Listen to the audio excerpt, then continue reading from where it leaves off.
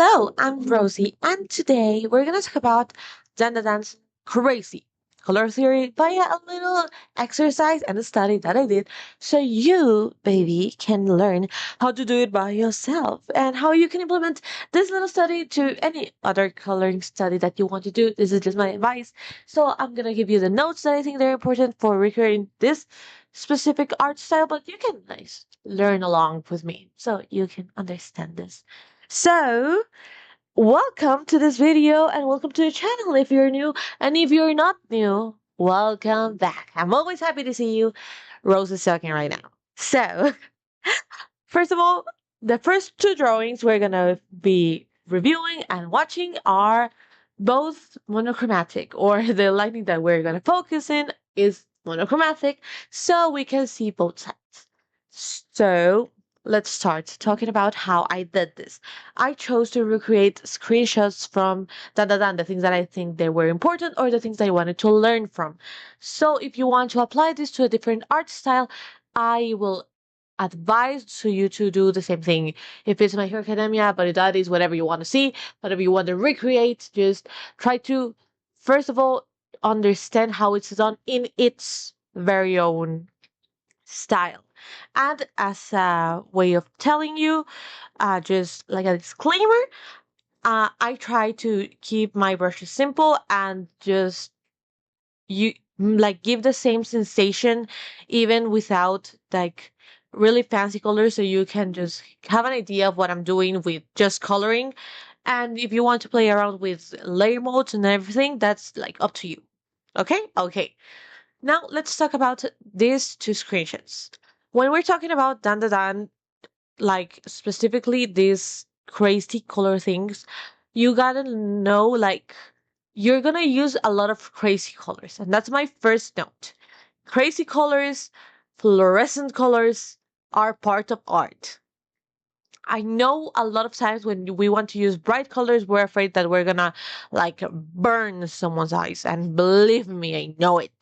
When I was just starting with this exercise in the next drawing, because I actually started in the next drawing, like I used such a bright orange that I was afraid to use it. But for this style, for this like flashy style, you need to use flashy colors. So my first recommendation is for you to really lose the fear from bright colors. I'm not saying use bright colors in every single thing you do, because that will like it won't work. Like it totally won't work, and that then you will like be bothering some eyes. But when you're working with these kind of things, you want to use bright colors. You want to really add up. That gives it dimension. We're using cell shading for this specific art style. So when you want to start like using and really building up whatever you're doing, you want to add it like a lot of shades, like not just one dark. You want to make it darker and brighter, depending of what you're trying to do here. You really want to make it just flash. Like if you want to do some flashy thing, you gotta really compromise to the flashy thing. And this is the kind of style that you need to really trust the process. And that's my second note. Trust the process. Base colors are never as good as like colors with the real dimensions, you know? Like I can totally understand that you really want to just add up. You want to do something else. You want to really understand what you're doing, but really you need to understand that the base color is just a base, not your final art. Because in these drawings, if you think like it's gonna look good from the start, that's a mistake. Details are everything in this type of art style, specifically in this little example that you're seeing right now. I think where you are watching the orange being added to the explosion, that's something that gives dimension, and you're not gonna get it until you add details. So really trust the process and understand the process of detailing. Okay. Now, we're gonna talk about the next scene that is like my favorite. Sadly, I lost half of the process, but here you go. Here you can see how I'm working on occurring, and this is a just red scene, okay? And this is when I come with my third note, which is, or like other than details, lights are your line. Okay, there are a lot of things in this art set that you will not understand until you put that bright color there, until you make that like the shine really take over in what you're trying to do, what you're trying the character to have, or anything like that.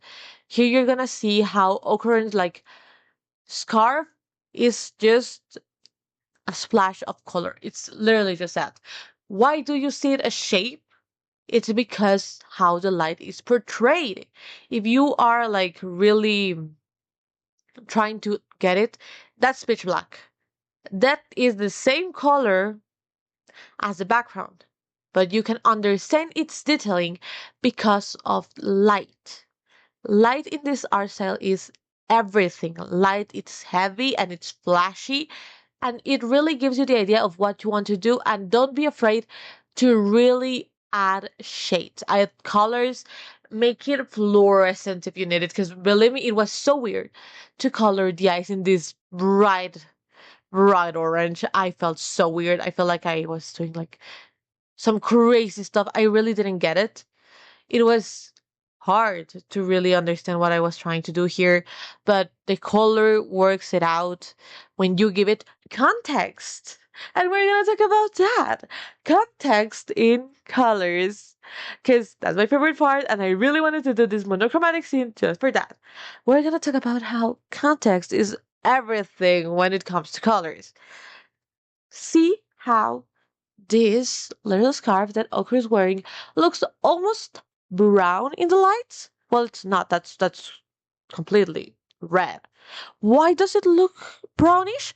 Because of the color. It's not like a bright red. It's kind of dark. You really can see the details of where I'm trying to give it a huge light. Because in this moment, you're watching how I'm adding that color to Momo's hair, which is really going to add up to the dimension that we're talking like lately.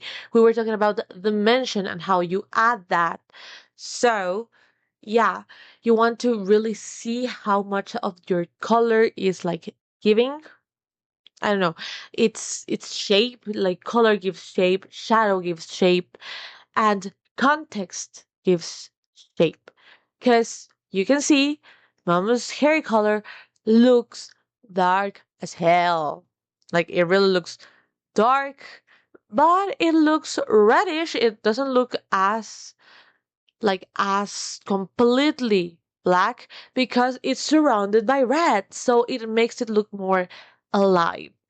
When you use the color like behind it, it really changes how you present a color. Think about that blue white dress that it became viral a couple of years ago, like a ton of years ago, really. That is context, and this is what you want to achieve.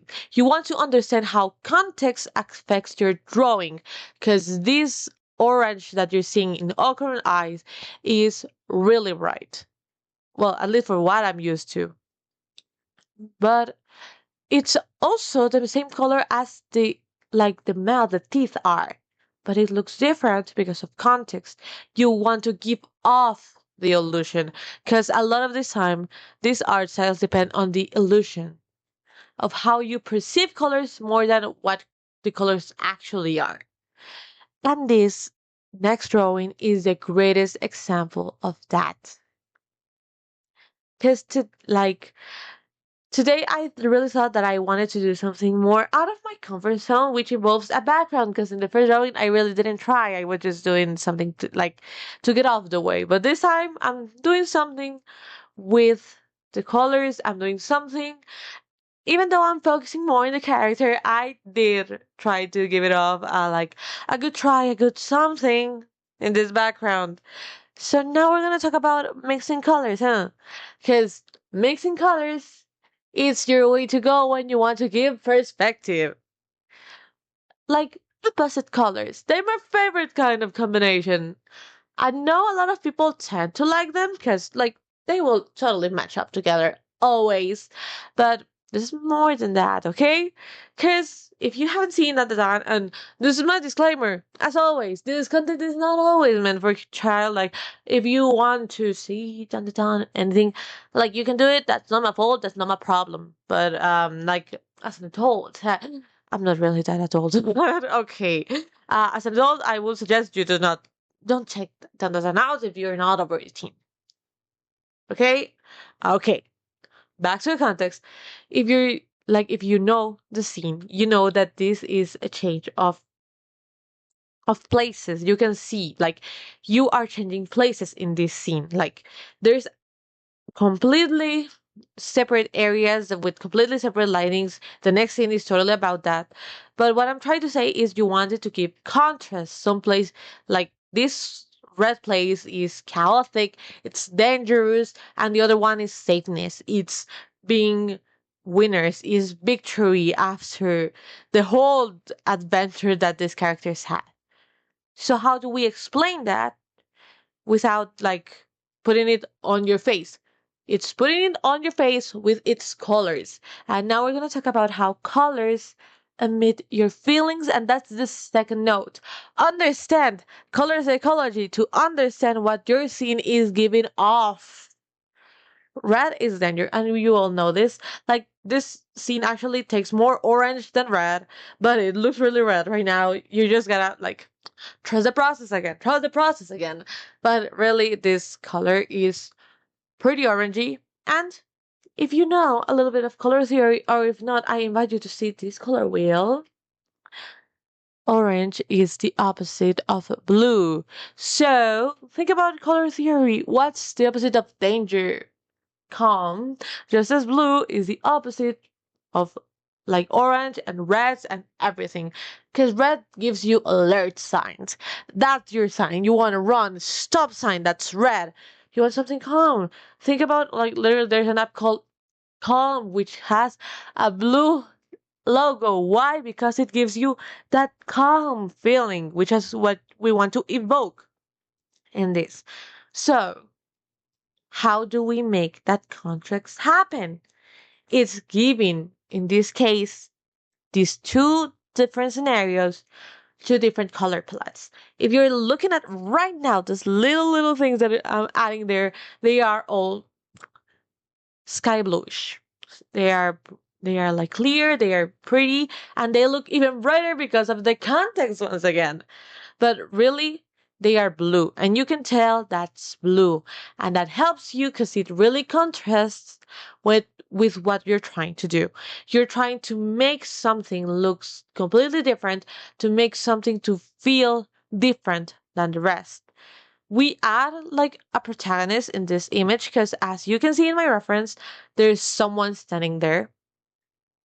But really colors are what give off that same vibe. This colors like palette, it's also in the character that we're gonna draw in just a second.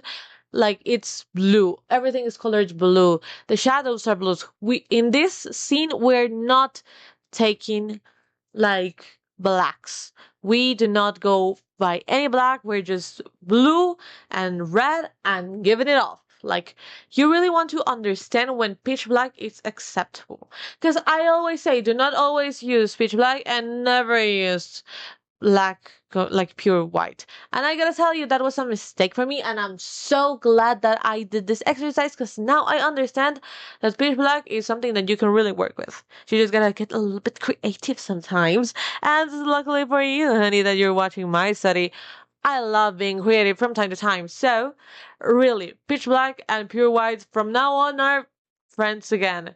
Because really, that's another note. Understand when to use a color. Okay? Colors are your friends. Like, they're not your enemies, and you really need to understand how colors work and how you want to use them, how you want to add them. Because again, we're gonna see back again. Light is your line a lot of the times, honey. Because I understand that you will, like, may not be used to color, like, skin with blue, and I get that because I was like, if you see me like picking up the colors, I was like, what? This is the same color? How is that gonna work? That's because I wasn't thinking about the shadow. Shadow is also your line. Your colors are your guide. A lot of times I know that a lot of artists tend to think a lot in like about their line art. Like its line has to be precise, the line has to be understandable, and I get it. Because I really like, well, I don't use a lot of line art, but I understand how lines work and I understand how important they are for some artists to really give off the idea. But your colors are just as important.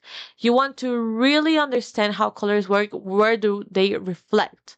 Because here I'm adding, like, you can see this reddish side, like front light, so you can just barely see the light, like since she's from behind, so you can really understand like she's in the opposite direction without taking but more giving us this contrast that I'm talking about. You really want to add up that contrast. Like contrast is a great tool. And that's another note. When you want to add colors, if you really want to add colors, think about them as a whole.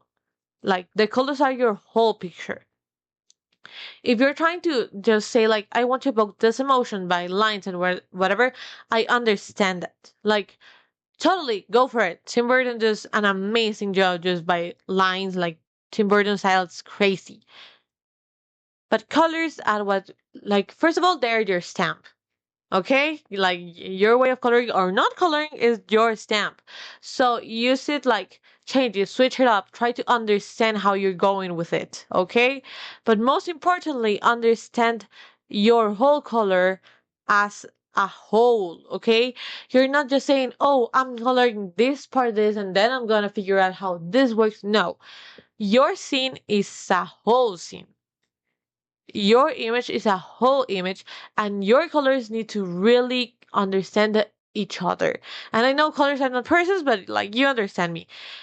You cannot use colors that will not work together just because you think like, oh, but this, like, I don't know, hope is mostly referred with green, and my background's gonna be red. That's crazy. Okay, like you can totally pull it off if you're really brave, but most of the time it won't look like you want it to look, because again, context matters. All your colors need to be like picked as like contrast as an always. And that's, and with this part of the clouds, I'm gonna talk about one of my favorite notes, which is details do not matter as much as you think they do. Because in this specific side and the next drawing, which is our final drawing for this study, the clouds are spots are they're like whatever I could come up to, but they really do look like clouds. Why do they look like clouds? Not because of context, but because of just simple shapes. I know, I know, I'm the first one to over detail here, and I love to add that crazy little hairs that really give off the vibe of movement. Believe me, I love details, but you gotta save up for when you're using these details. Think about this. In like an animation studios, you cannot just be here using like all of your budget doing every single little face and making sure they look perfect. Why do you think there's so many screenshots of characters with low quality drawings? Because they're not the focus. Because you can barely see their faces. Why would you take so much time in something that your viewer is not gonna see? And that's something that you really need to understand. People do not see your drawings for as long as you're looking at them, okay? And I'm saying this as someone who's releasing a video of half an hour making you see my drawings. But that's just because I have a platform that I love to use for making specifically this, for making people see the colors that I'm working with.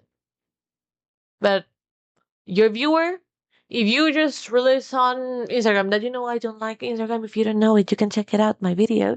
Um, but I don't like Instagram, but maybe you uploaded it on Instagram. especially on Instagram, and Kara in, I don't know, Blue Sky, since I don't use Twitter. There are a lot of things that your viewer won't see because your viewer will see your drawing for a couple of seconds. So you need to understand that your energy and your time is important. Just as important it is, like it is for like the viewer to not feel like, oh, I have to keep looking at this thing for a whole damn minute because there's so much details. Nobody's gonna do that. But it is important for you to understand that specific thing. Nobody does that. Like there, like maybe some people that really like art, but most of them they're gonna see, oh, cool drawing, like that's it. That's everything that you're gonna see. In case you do fanners, like maybe they're like some fanners, special issue fanners, like they got up with it. But okay. But mostly, this is a reminder, and this is my way of telling you all your time is worthy, and not everyone's gonna keep staring at your thing. So, use like just spots, give yourself a break, and let yourself use colors just to give off the idea of what you want, even if it's not perfect, because nobody's gonna pay attention to it. Okay? Okay. So now, final note when it comes to Dandadan, it's learn when your colors are important. And learn where the position of your stuff is important. Because in this drawing, we're again in the same scene, two different places, one red, one blue. Again, orangey blue, opposites sentiments, opposites like color psychology, everything. They're completely different. So, why do they matter together? And that's specifically the duality in this very own scene. Colors are opposites because of what they express. And when you want to express something, you really need to understand what you're trying to express and how you're trying to express it. Here we have two different things in like invading the other side of the drawing.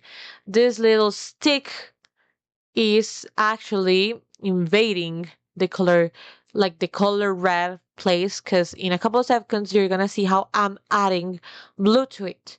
I'm adding blue because it gives off contrast. As how you can see in the reference, the light, the red light in this beautiful woman, amazing Seiko, like the lighting red is invading the blue side. Why? Because that's what the scene is about. The scene is about trespassing. The scene is about duality. The scene is about two different things happening at the same time. One is danger, the other is release. One is safety, one like that's the whole idea. And color theory, it's your way to go. And I have the greatest example for this, and with this specific colors, which is Zuko and Azula. I don't know if you have seen Avatar, and if you haven't, you should see Avatar: The Last Airbender. It's one of the greatest series of the like whole times. So go and watch Avatar, okay, honey?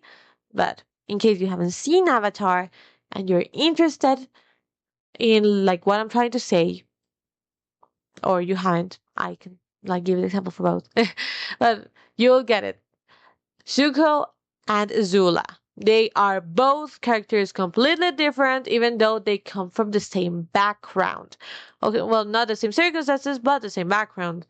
Zuko is a completely different person than Azula is, even though when they grew up together, even though they learned about the same things with the same mother and father, but they are different.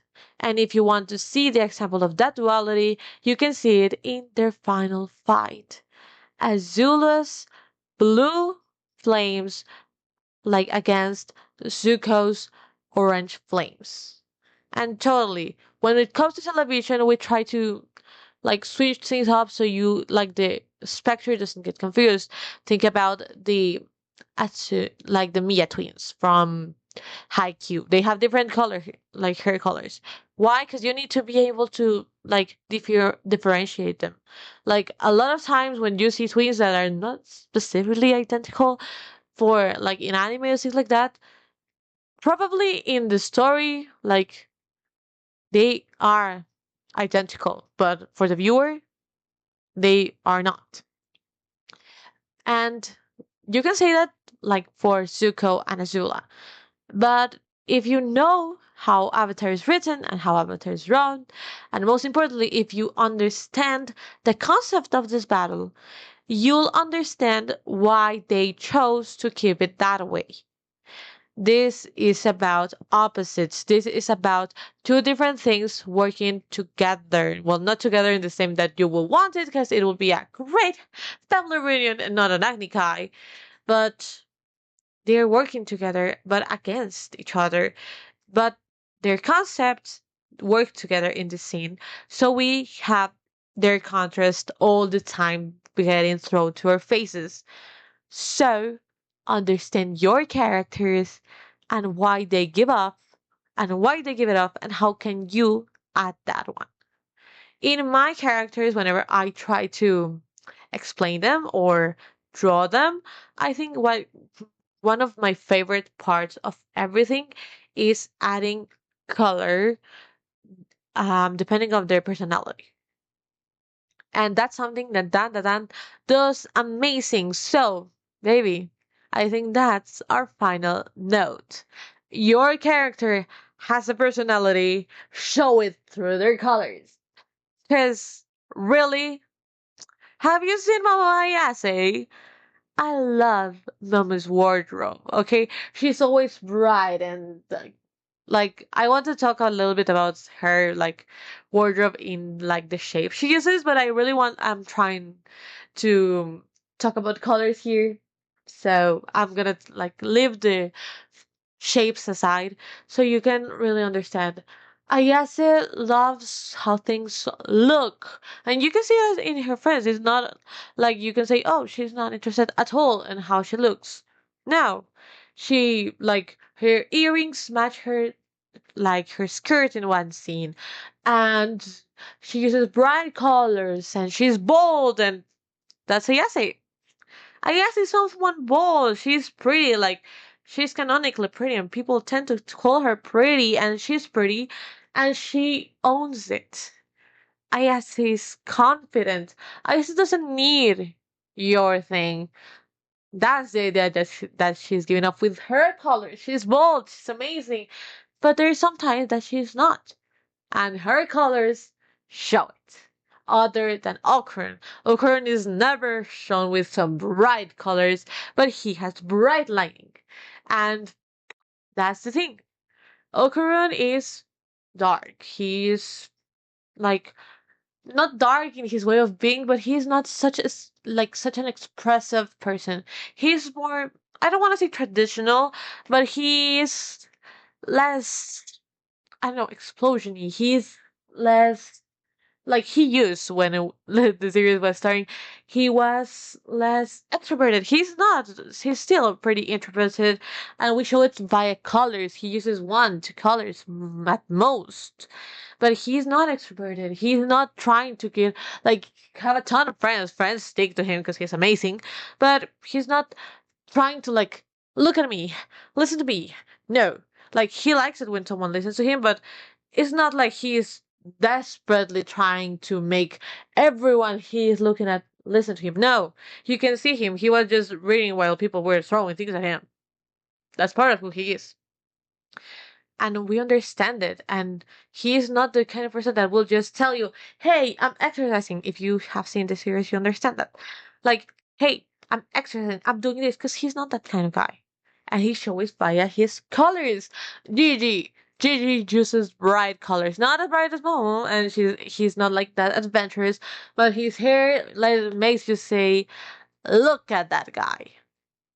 Like he's look at that guy right there. Look at his color. Look, he's crazy. And that's Gigi. But your colors matter to your character. So keep that in mind whenever you're trying for the next time you want to do this art style or any kind of art style, and if you want to study by yourself any other, and you may use this as your base to how I did this study so you can recreate it for yourself. And that's everything for this video before I start talking about myself for the last like minute. So if you're interested in knowing about my weeks and knowing about my life, you can stay. And if not, thank you for watching. I hope you had a great time. And if you want to stay, like to see more of my videos, you can go. You can go ahead and subscribe. Now, for the people remaining, I have had such a tough time. Like really, I having a tough time. These couple of days they have been tough. I'm looking to get a job, and that's been a little bit hard, but I'm giving my best. And I know like circumstances are gonna be better anytime soon. So I just keep my head up and remember to keep my head up and with a bright smile, let's make some history. So that's my mantra. That's what I always say to myself. And I invite you to do the same if you're having a bad time, because believe me, this will pass on. So thank you for listening to me. Thank you for listening to my ramble. Um, I don't know. Follow me on social media if you want. I have an X, I have a TikTok, and I have an active Instagram. No, I have a blue sky. I have a blue sky. Yeah, I have a blue sky. TikTok and an inactive Instagram. Thank you all. Bye bye. I love you. Thank you for watching and remember to subscribe. Really, I will appreciate it.